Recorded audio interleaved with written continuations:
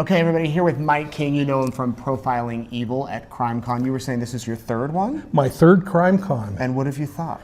You know, this is the most exciting little thing going on. Little. And the way they have grown this, I mean, what, nearly 7,000 people this year? And it has been remarkable. The first year I came, Nate, I came to do Court TV Live, and I happened to walk into this barrage of people. I had no idea. Last year, I spoke on the big stage about Deceived, a cult in Ogden called the Zion Society, and it apparently was very well received because they booked me immediately to come back this year and continue the discussion on cults. Now, you wrote a book about Deceived too. Yes, the book is called Deceived, and it actually is really interesting because this was a group of about 120 people led by an excommunicated Latter-day Saint named Arvin Shreve, who determined that he was a prophet of God, like many of these people that choose to build a cult. But his cult was sexually abusing children. And at the end of that investigation, which was only about 32 days because we were so concerned about the amount of abuse that was going on, I had logged more than 4,000 rapes of children. 4,000? 4,000. And you were a cop at the time? I was working as an investigator for the county attorney, and I was actually running an undercover sting operation buying stolen cars. I knew nothing about sex assaults. And I walked into the office one day, and the receptionist, I guess I was the only one available, she said, "Hey, do you have a moment to speak to this woman?" And I thought, yeah, I'll grab some quick information. And I walked over, and a beautiful 21-year-old woman stood up, and she confidently said, "I'm involved in a cult that's sexually abusing children. Do you have a minute to talk to me?" And as you might figure, I was trying to act like I hear this every day. And we went back into my office, and she started to reveal what was going on. And of course, you walk out of those interviews wondering if the person is mentally stable, or if in fact this really happened. She just exposed herself to being criminally charged, and that's a big step.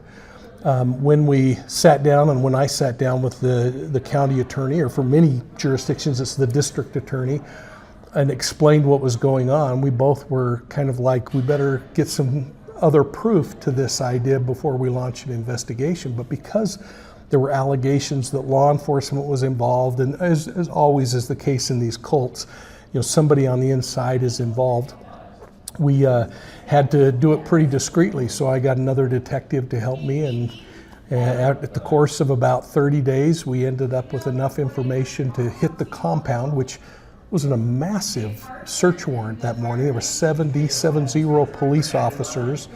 We hit 14 homes at once, took 32 children into protective custody, and then the horror started unfolding. Eventually, we ended up convicting 12 people. And what year was this, Mike? 1991. 91. And so I went 30 years. After 2 years of running these children through the criminal justice system, which is a brutal experience, I felt like I needed to just never be seen by those kids again, because I represented the horror that they went through. And about 30 years passed, and one of the victims reached out to me by email and said, "I don't know if you remember me, my name's Amber, and I was a victim in the Zion Society cult. Do you have a minute to talk to me?" And I really was troubled by it, because I had been retired now for a number of years, and I sent her back a note, and I said, "You know, Amber, I'm no longer in a position of authority. You really need probably mental health counseling, and I wish you the very best." And she very kindly said, "Well, thank you." And within 2 days, a separate victim from that case reached out and said, "I'm Andrea. I happen to have these horrible memories that I'm working through. Would you help me?" And I sat with my wife, and we determined that they deserved to have me spend time and hear their story. But I wouldn't repeat what I knew. I had them tell me what they knew. And I was shocked over the course of the years that followed how accurate their memories were from my written police reports, which I still had 30 years later. And do you include their accounts in your book? They are included in the book. In fact, 8 of them wanted their picture in the book, so they're actually talked about in the book. And the fun thing was, Dr. Phil invited me to, I was doing some work for him on some murder cases, and he asked me to come and chat about one of those. I walked onto the stage to chat, and he had sabotaged me, and there were 8 of the victims that I had rescued 30 years earlier. They're on the show. First time I'd seen him in 30 years, and of course I fell apart. I hope that show's still on YouTube. It is. If they look up Zion Society and Mike King, then it would still be there. And I need to have you on for a more in-depth conversation about this, because I have a feeling that this. I want to know though how you went from that to now having this really successful YouTube channel where you're talking about different cases. You know,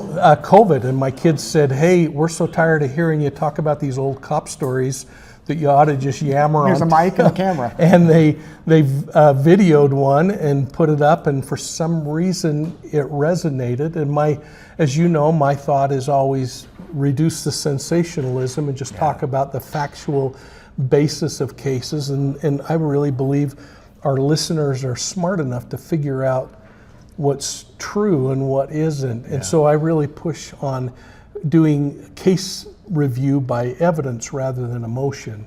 And for some reason it's resonated, and it's given me an opportunity to maybe educate and level the playing field, because I'm so disturbed, as you and I have talked on many occasions, by the sensationalism and sometimes the pursuit of just clicks. Right. And you know, last year when we spoke with the National Law Enforcement Conference, and we talked, and I had you provide some insight, the level of protection that journalism takes versus what this free world of true crime YouTubing is quite different. And I just would love to see us kind of meet in the middle and become a little more responsible. Well, I appreciate that more than you know as a journalist, because all it takes is anyone to go online and say something crazy, and then they contact us and they're like, "Is this true?" And you got to try to combat that. Then again, there are people out there that are able to solve some of these crimes by doing their own type of investigations. As you know, boy, they're here. And don't they add a lot? And some have actually solved